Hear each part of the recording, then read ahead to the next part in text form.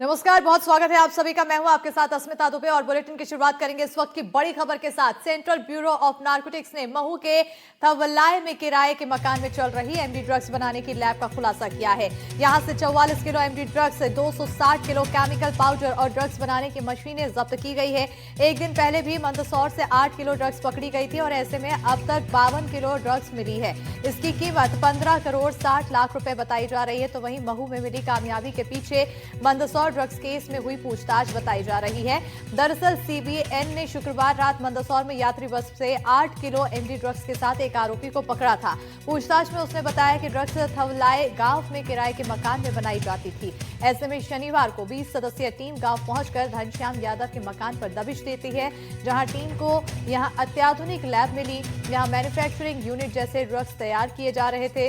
फिलहाल पुलिस आगे की जांच में जुट चुकी है। बड़ी जानकारी आपको दे रहे हैं इंदौर से। ये बड़ी खबर है, जहां सेंट्रल ब्यूरो ऑफ नारकोटिक्स ने महू के थवल्लाए में किराए के मकान में चल रही एमडी ड्रग्स बनाने के लैब का खुलासा किया है। बीते दिन अगर देखा जाए तो उससे पहले बड़ी कार्रवाई की गई थी, जहां पर एक चलती बस को रुकवाया गया और उससे एक आरोपी को बरामद किया गया। साथ ही ड्रग्स भी बरामद किए गए, लगभग 8 किलो एमडी ड्रग्स। तो ऐसे में उसी से पूछताछ में ये बड़ा खुलासा होने की जानकारी सामने आई।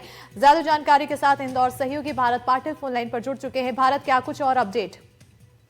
देखिए, बता दें एनसीबी की बड़ी कार्रवाई है और मंदसौर के निजी बस में एक आरोपी को पकड़ा गया था। उसके पास से 8 किलो एमडी ड्रग्स बरामद हुई थी। बड़ी खेप मिलने के बाद में जब एनसीबी पूछताछ कर रही थी, इसी दौरान आरोपी ने कबूलनामा करा कि वो तलई गांव, जो कि महू गांव में पड़ता है, वहां पर से ये सप्लाई होती है और वहां पर इसकी मैन्युफैक्चरिंग भी की जा रही है। पुलिस एनसीबी ने जो है एक टीम गठित की और उसके बाद में देर रात छापेमार कार्रवाई की और छापेमार कार्रवाई के बाद कई चौंकाने वाले खुलासे। वहां पर एक अत्याधुनिक लैब जो है वो संचालित हो रही थी। उसी लैब के जरिए वहां पर केमिकल का उपयोग करके और एमडी ड्रग्स बनाई जा रही थी। बता दें कि 260 किलो के करीब जो है केमिकल ड्रग्स बरामद हुआ है और उसके अलावा 44 किलो एमडी ड्रग्स बरामद की गई। तो एनसीबी की सबसे बड़ी कार्रवाई है शुरुआती इस साल की, क्योंकि बड़ा नेटवर्क को ध्वस्त करने में एनसीबी कामयाब रही है। और आज अगर बात की जाए तो इसकी अनुमानित कीमत जो पूरी है 15 करोड़ से अधिक की बताई जा रही है।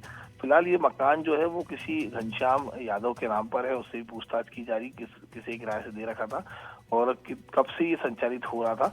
इन तमाम बिंदुओं पर एनसीबी काम कर रही है। लेकिन बड़ी खेप इंदौर के महज चंद दूरी पर और इस तरह का एमडी ड्रग्स की फैक्ट्री होना, ये कहीं ना कहीं युवाओं को नशे की लत लगाना और युवाओं को इस नशे में धकेलना, ऐसे पेडलरों पर लगातार कार्रवाई जारी है। और एक ही आरोपी की सूचना पर अब पुलिस ने जीरो ग्राउंड पर पहुंचकर और इस फैक्ट्री को चिन्हित करने के बाद में यहाँ पर दबिश दी है। फिलहाल पूछताछ की जा रही है। 2 लोगों को हिरासत में भी लिया गया है और पूछताछ के बाद और भी कई खुलासे होंगे। लेकिन ये बताया जा रहा है कि ये यहाँ से ड्रग्स पूरे मध्य प्रदेश के अलावा महाराष्ट्र और राजस्थान यहाँ पर सप्लाई कहीं ना कहीं एक बड़ा खुलासा हुआ है कि ये जो ड्रग्स यहाँ पर बनाए जा रहे थे उसको सिर्फ मध्य प्रदेश ही नहीं बल्कि राजस्थान, महाराष्ट्र और अन्य राज्यों में भी भेजा जा रहा था। बहरहाल एक बड़ी कामयाबी है। आने वाले समय में और क्या कुछ खुलासा होता है, क्या कामयाबी मिलती है, उस पर नजर बनी रहेगी। बहुत शुक्रिया भारत तमाम जानकारी देने के लिए।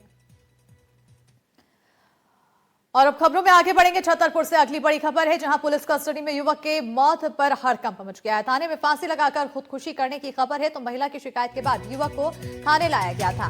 बाथरूम में युवक ने जाकर फांसी लगा ली थी। तो वहीं परिजनों ने कस्टडी में हुई मौत को लेकर सवाल उठाए। थाने में लगाई फांसी या फिर पीटने से मौत हुई, ये सवाल उठाए जा रहे हैं। मामले में 2 आरक्षित निलंबित किए गए हैं। वहीं मृतक के पिता ने पुलिस पर गंभीर आरोप लगाए हैं। छोड़ने के एवज में 50,000 से भी अधिक रकम मांगे जाने के यहां पर आरोप लगाए गए हैं, मृतक के पिता की तरफ से कहा गया है। तो वहीं पूरे मामले की जांच की जा रही है, एसपी की तरफ से ये कहा गया।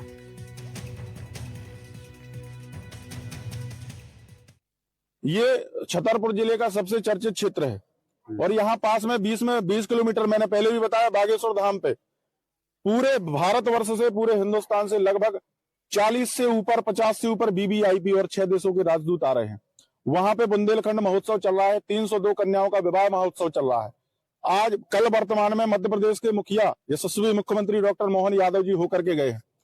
और पुलिस प्रशासन कितनी सुप्त अवस्था में है, इतनी चाक चौबंद व्यवस्था होने के बावजूद भी इतनी बड़ी घटना राजनगर थाने के अंदर हो जाती है। राजनगर थाने में एक प्रकरण आज हुआ है, जिसमें एक व्यक्ति के द्वारा प्रथम दृष्टया आत्महत्या ऐसा प्रतीत हो रहा है और इस प्रकार की घटना हुई है।